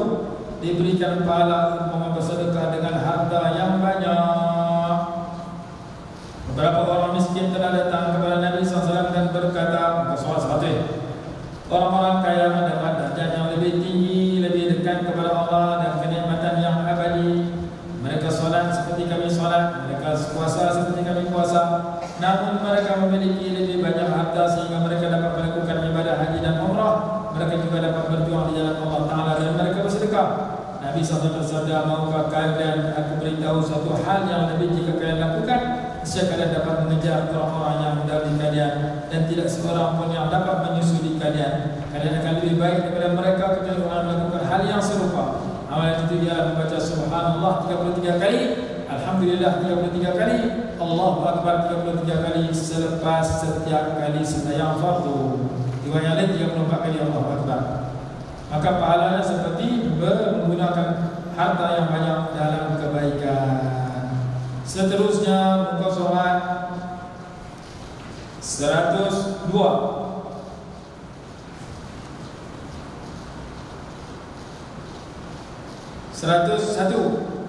Renggan yang terakhir. Wahai Rasulullah, orang-orang kaya meninggal dunia mendapat darjat yang tinggi dan nikmat yang kekal. Surat 102. Rasulullah bertanya, bagaimana itu terjadi? Mereka menjawab, mereka solat macam kami solat, mereka puasa berjihad sebagaimana kami berjihad, mereka menyumbang sebagian harta mereka yang berlebihan, sedangkan kami tak boleh nak sumbang karena kami susah. Maka Nabi SAW beritahu, maukah aku beritahu kepada kamu amalan di mana jika kamu mengejar orang-orang sebelum kamu akan dapat pahala macam mereka. Amalan itu ialah membaca subhanallah perenggan yang terakhir, membaca subhanallah 10 kali, alhamdulillah 10 kali, Allahu Akbar 10 kali. Dan tadi 33, ini 10. Hadis yang ketiga, riwayat Imam Muslim, membaca 11 kali. 11 kali subhanallah, 11 kali alhamdulillah, 11 kali Allahu Akbar. Jadi dalam kitab ini menceritakan 3 cara untuk kita dapat pahala lepas sembahyang. Yang berlaku satu saja. Bacaan yang pertama 33, 34. Bacaan yang kedua 10. Subhanallah 10, alhamdulillah 10, Allahu Akbar 10. Bacaan ketiga 11. Subhanallah 11 kali. Maka pahalanya seperti orang kaya memberikan harta dalam kebaikan. Jadi ada 4 cara. 4 cara keempat 000 macam tu. Yang berlaku tempat kita, cara pertama dan cara keempat. Cara pertama subhanallah 33 kali. Cara keempat macam tu. Itu yang berlaku. Kita tak mampu 33, pilih yang kedua 11. Tak mampu 11, pilih yang ketiga 10. Baik daripada tak baca langsung. Maka kelebihannya seperti kita menggunakan harta dalam kebaikan macam orang kaya menggunakan harta mereka. Amalan yang ke-30, muka surat 105. 2 amalan yang ringkas selepas salat dan di tempat tidur namun pahalanya besar. Ada 2 hal yang jika dijaga oleh seorang muslim dia akan masuk syurga. Keduanya adalah hal yang mudah, akan tetapi sedikit orang yang mengamalkannya, yaitu membaca subhanallah setiap kali selepas salat 10 kali, alhamdulillah 10 kali, Allahu Akbar 10 kali. Maka 5 kali sembahyang, sekali sembahyang 30, berarti kita baca 150 kali. Pahalanya 1500. Kemudian baca di tempat tidur 100. Subhanallah 33, alhamdulillah 33, Allahu Akbar 34, 100. Pahalanya 1000. Maka sehari kita dapat 2500 pahala dengan membaca lepas sembahyang 10 di tempat tidur 33, 34. Itu masuk hadis di sini. 105, 106. Jadi selepas sembahyang dapat 1500 pahala karena bacaannya sampai 50 kali. Kerana selepas subuh 30, zuhur 30, asar 30, maghrib 30, isya 30. 10 subhanallah, 10 alhamdulillah, 10 Allahu Akbar.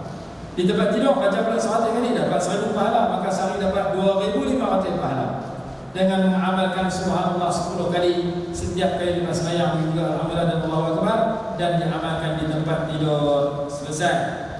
Hadis yang ketajuk yang ke-31. Sikit lagi kita bakal berhenti. Kita ada 50 esok kita khatam. Istana syurga untuk orang yang memuji Allah dan membaca istirja' ketika musibah kematian. Kita dengar kematian, kita kata alhamdulillah, kita baca inna lillahi wa inna ilaihi raji'un.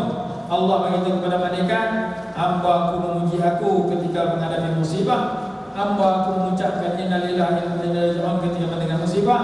Binakan kepada hamba-Ku itu satu istana dalam syurga dan namakan istana itu Baitul Hamdi, rumah pujian. Hadis muka surat 109.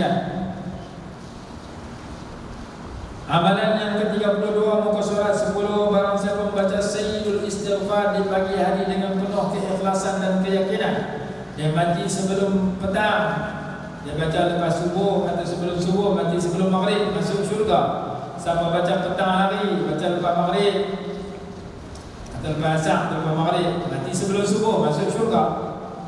Sayyidul Istighfar berbunyi, Allahumma anta rabbi la ilaha illa anta khalaqtani wa ana 'abduk wa ana 'ala ahdika wa wa'dika mastata'tu a'udzu bika min syarri ma sana'tu wa a'udzu laka bi ni'matika 'alayya wa a'udzu bi dhanbi faghfir li fa innahu la yaghfiru dhunuba illa anta. Bacalah sekali pagi, sekali petang, atau 3 kali pagi, 3 kali petang, mati bila-bila masa masuk syurga. Jadi amalan nak masuk syurga mudah lepas mati, bacakan Sayyidul Istighfar ini pagi dan petang.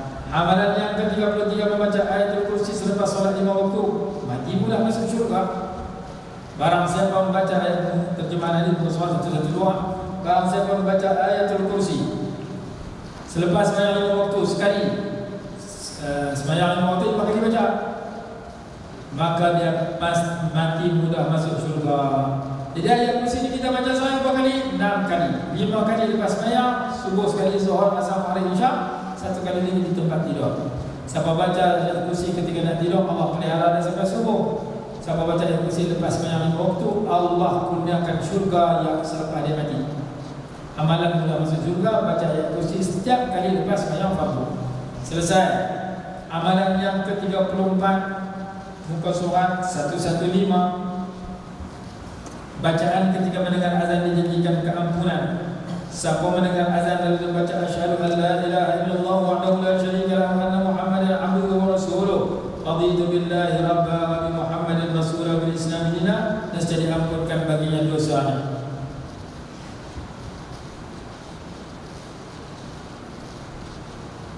Muka surat 117. Amalan yang ke-35 menyapu kepala anak yatim, diberikan pahala sebanyak bilangan rambutnya.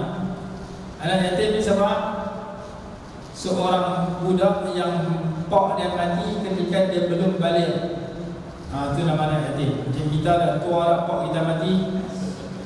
Pak kita mati umur 90, kita masa tu umur dah 50. Yang tu bukan yatim. Yang tu bukan yatim piatu, itu yatim kematu. Cara nama anak yatim, pak dia mati, dia belum balik masa pak dia mati. Kalau kita jumpa anak yatim, kita sapu kepala dia. Sapu kepala anak yatim daripada tengah ke depan. Anak yang ada pak, yang pak dia tak mati, mak dia tak mati, daripada depan pergi ke belakang. Itu cara sapu. Barang siapa sapu kepala anak yatim, Allah bagi pahala sebanyak bilangan rambut anak yatim. Bagi kita sapu daripada belakang ke depan, setiap rambut yang menyentuh tangan kita, pahala banyak tu. Maka tidak terhitung. Dan seorang lelaki mengadu, ya Rasulullah, hati saya keras, bagaimana saya tak melembutkan hati saya yang keras? Nabi SAW bersabda, sapulah kepala anak yatim dan berilah makanan kepada fakir miskin. Kita bagi makanan, bagi duit kepada fakir miskin, hati kita boleh berubah dari keras kepada lembut. Dengan dua ibadat tersebut disebutkan dalam sebuah hadis. Baik, terjemahan hadis. Barang siapa menyapu kepala anak yatim di mana dia tidak menyapunya mereka ikhlas kerana Allah, saya akan digunakan untuknya dengan setiap jumlah helaian rambut yang disentuh oleh tapak tangannya sebilangan pahala. Barang siapa yang berbuat baik kepada anak yatim, perempuan atau lelaki yang ada di sisinya, nasihat aku dan dia akan bersama di dalam syurga seperti dua jari ini. Baginda mengisyaratkan dengan dua jari telunjuk dan jari tengah.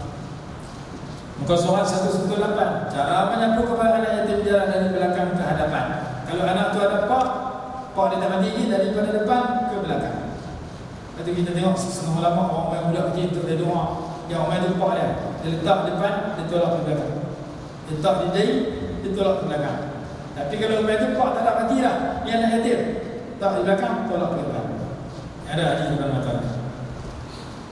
Muka surat 1120. Boleh habis 5 minit sekejap habis 30 dah. Esok kita baca kita ada pula. Redha Allah dengan pujian sahaya kepadanya. Sesungguhnya Allah redha kepada hamba yang memakan lalu mengucapkan Alhamdulillah, dan minum lalu mengucapkan Alhamdulillah. Orang yang makan dan minum, lepas makan dan lepas minum dan bercakap Alhamdulillah, Allah kurniakan keredaan kepada orang itu. Muka surat 125, amalan ke-37. Membuang sesuatu yang menyakiti di jalan mendapat syurga. Ketika seorang lelaki berjalan di satu jalan, dia dapati ada ranting yang berduri di jalan itu. Lalu dia kepak, dia patahkan atau dia buang ranting itu. Lalu Allah berterima kasih kepadanya. Lalu Allah kurniakan keampunan kepadanya. Hadis yang kedua, yang terakhir. Ketika seorang lelaki berjalan dan menemui satu dahan berduri di tengah jalan, maka ia pun berkata, demi Allah sesungguhnya dapat akan menjauhkan dahan berduri ini dari mengganggu umat Islam agar tidak menyakiti mereka, maka ia pun dimasukkan ke dalam syurga.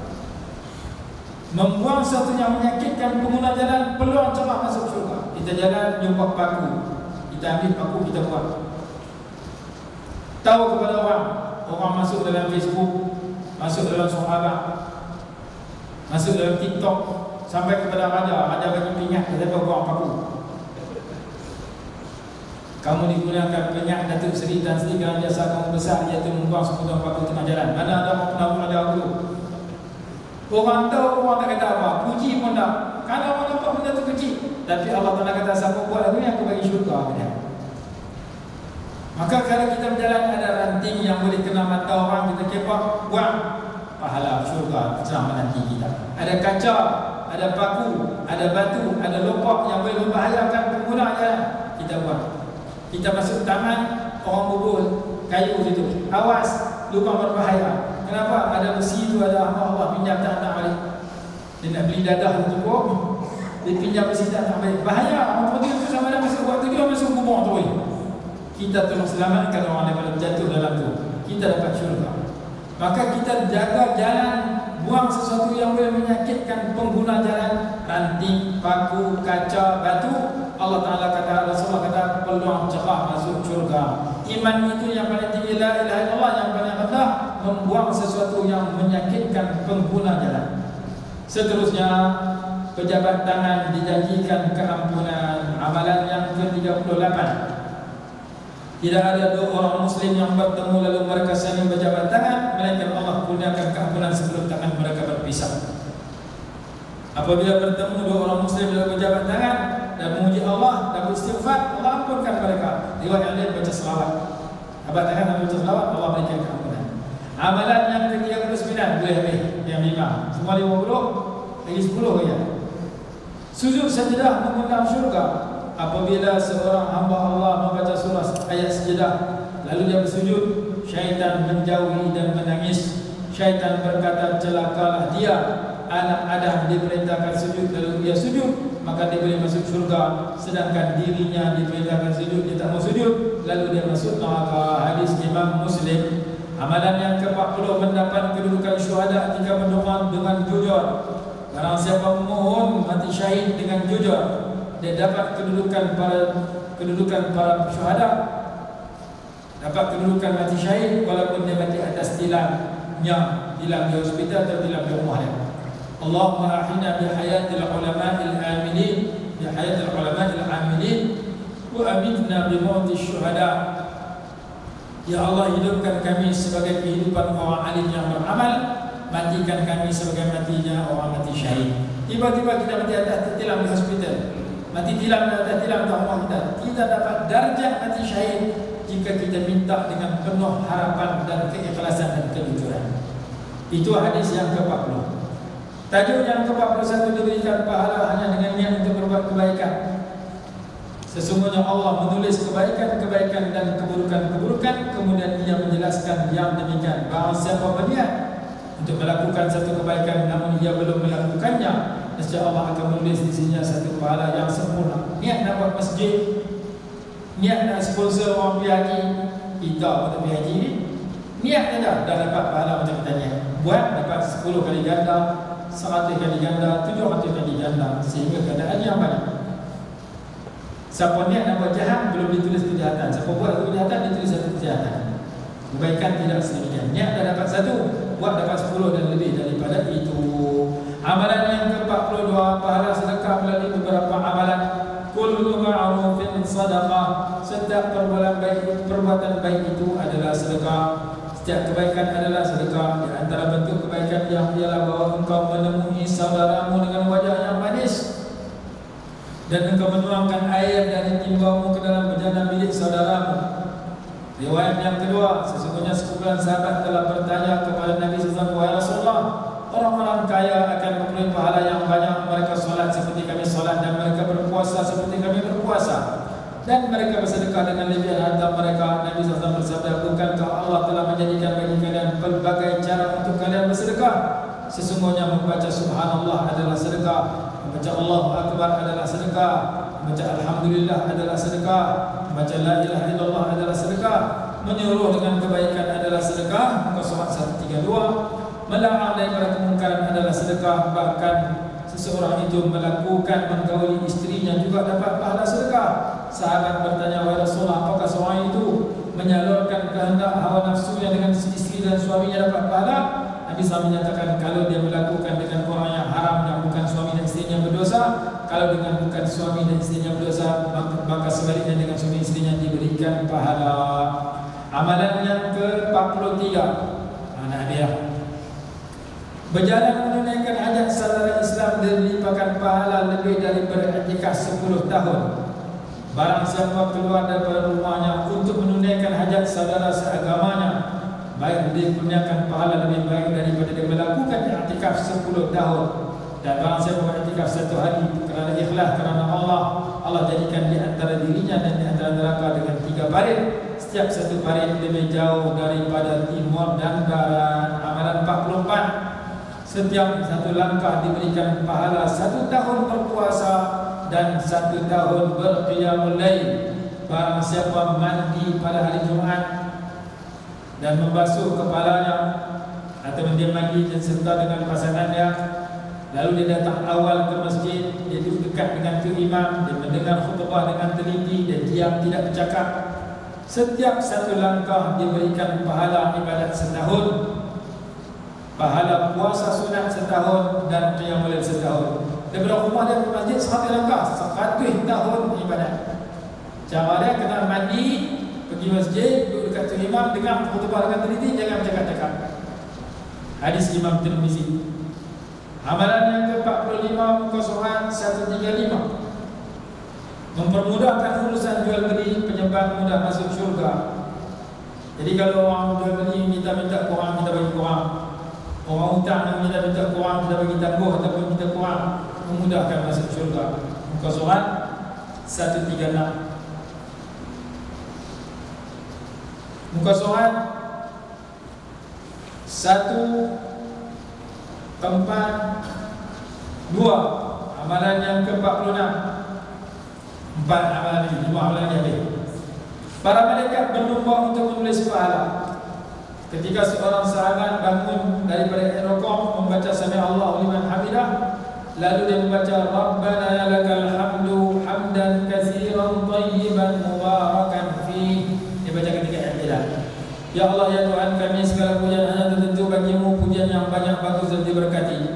Selesai sembahyang, Rasulullah tanya, siapa baca doa itu? Sahabat jawab saya, aku melihat lebih dari 33 malaikat berlumba-lumba untuk menulis pahala bacaanmu itu. Yang pertama, bacaan ini tidak diajar oleh Rasulullah, dibaca oleh sahabat, dia reka. Rasulullah tak kata bid'ah, ada makna dia baik. Maka doa ini pahalanya besar. Amalan ke-47, muka surat 144, menziarahi orang sakit yang muslim mendapat doa daripada 70,000 malaikat. Barang siapa menziarahi orang sakit nescaya sentiasa berada di dalam taman syurga. Ditanya oleh Rasulullah, apa itu taman syurga? Dia dapat memetik buah-buahan dalam syurga bila mati kelak. Muka surat 145. Tidak ada seseorang yang menjadi pesakit di awal petang, melainkan keluar bersamanya 70.000 malaikat sambil memohon keampunan untuknya sehingga pagi. Dan adalah baginya sebuah taman di dalam syurga.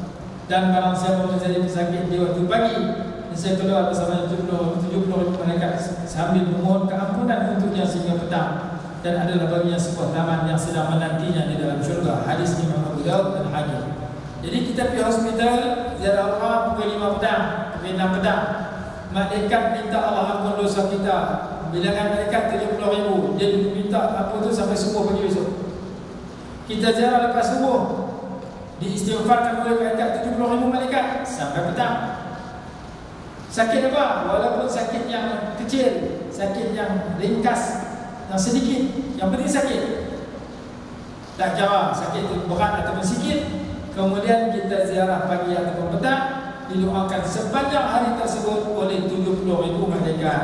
Fadilah besar ziarah orang sakit. Kalau orang tahu hadis ni pakai peramal, rumput di hospital habis mati kena pijak. Masih orang nak dapat 70.000? Banyak orang tak pergi hospital tak orang jalan. Pasal orang tak tahu kelebihan ziarah orang sakit. Walaupun kita ziarah di rumah, walaupun sakit itu sakit yang ringan, kata ulama.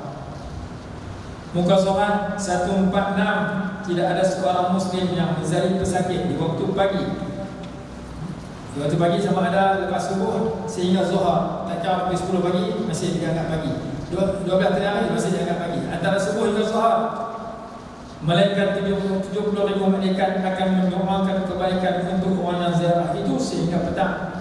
Dan jika dia berziarah di waktu petang daripada zuhur sampai malam, maka dia akan doakan oleh 70.000 malaikat sehingga pagi, dan baginya sebuah taman di dalam syurga. Hadis Imam Tirmizi. Sunat ziarah orang sakit walaupun secara berulang kali, dan walaupun penyakit itu ringan seperti sakit mata dan seumpama. Muka surat dia 48. Alhamdulillah boleh kata. Esok tak gaduh dah. Malam ni tidur lena habis buah kita. Amalan yang ke-48, duduk beserta ahli zikir beroleh syurga. Sesungguhnya Allah memiliki para malaikat yang berkeliling di jalan-jalan mencari ahli zikir. Apabila mereka bertemu sekumpulan manusia berzikir, mereka menyeru, marilah mendapat hajat kalian. Marilah wahai para malaikat yang lain, kita mendengar zikir dan sama-sama berzikir dan mentaati Allah. Lalu para malaikat membentangkan sayap mereka ke langit dunia. Allah bertanya kepada para malaikat, sedangkan Allah Maha mengetahui, apakah yang hamba-Ku berkata? Mereka menjawab, hamba-Mu membaca subhanallah, Allahu akbar, alhamdulillah, bertasbih, bertahmid. Muka surat 149. Allah memuliakan engkau, mengagungkan engkau. Allah Ta'ala tanya, apakah mereka lihat nampak aku? Mereka jawab, mereka tidak nampak engkau wahai Allah. Allah bertanya, bagaimana kalau mereka nampak aku? Mereka menjawab, kalau mereka nampak engkau, mereka akan lebih kuat beribadat kepada engkau dan lebih banyak memuji, mengagungkan dan memuji engkau dalam perbanyakkan tasbih. Allah bertanya, apa yang mereka minta? Mereka jawab, mereka meminta syurga kepadamu. Allah Ta'ala tanya, apakah mereka pernah melihat syurga? Surat 150. Mereka menjawab, demi Allah mereka tidak pernah melihatnya wahai Allah. Allah bertanya, bagaimana kalau mereka melihat syurga? Mereka menjawab, jika mereka melihat syurga, niscaya mereka pasti lebih semangat untuk mendapatkannya, lebih giat memintanya, dan lebih tinggi kemauan untuk mendapatkannya. Allah bertanya, dari apakah mereka memohon perlindungan? Mereka menjawab, daripada api neraka. Allah bertanya, apakah mereka pernah melihat neraka? Mereka menjawab, mereka tidak pernah melihat neraka wahai Allah. Allah bertanya, bagaimana kalau mereka melihatnya? Muka surat 150. Mereka menjawab, jika mereka melihatnya, niscaya pasti mereka telah lebih berjuang untuk menjauhkan diri daripada api neraka dan lebih takut kepada neraka. Allah berfirman, aku jadikan kalian saksi bahwa aku telah mengampuni mereka. Salah satu dari para malaikat berkata, di antara mereka ada seorang yang ia bukan dari kalangan mereka. Ia cuma datang, cuma tu si ruki. Silap di sini rusak. Ia cuma datang untuk satu keperluan, satu hajat yang lain. Allah menjawab, mereka adalah teman-teman yang duduk bersama, di mana tidak akan celaka orang yang duduk bersama mereka. Kita duduk dengan hadis zikir, kita tak berzikir pun kita dapat kebaikan sama. Zikir itu 7 jenis, muka surat 153. Zikir mata dengan tangisan, zikir telinga dengan menumpukan pendengaran, zikir lidah dengan pujian, zikir tangan dengan pemberian, zikir badan dengan menyempurnakan kewajipan, zikir hati dengan takut dan harap, zikir roh dengan penyerahan dan redha.